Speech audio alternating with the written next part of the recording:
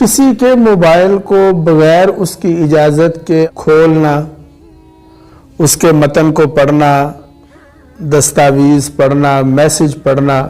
یہ شرعی اعتبار سے ممنوع ہے۔ شریعت میں تو ویسے بھی جاسوسی کرنا، کسی کی ٹو میں لگنا یہ حرام ہے۔ لہذا ہم جس کا موبائل پکڑتے ہیں اسے ان لاک کرتے ہیں یا اسے کہتے ہیں کہ اسے ان لاک کرو اور پھر اس کو دیکھنا شروع کر دیتے ہیں، یہ جائز نہیں ہے بھائی،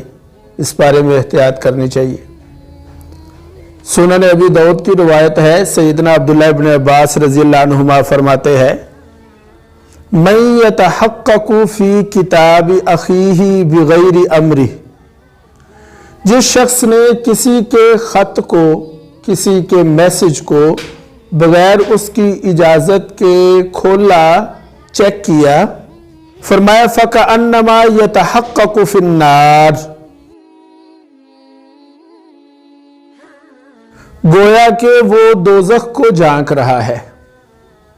یعنی کسی کے میسج کو،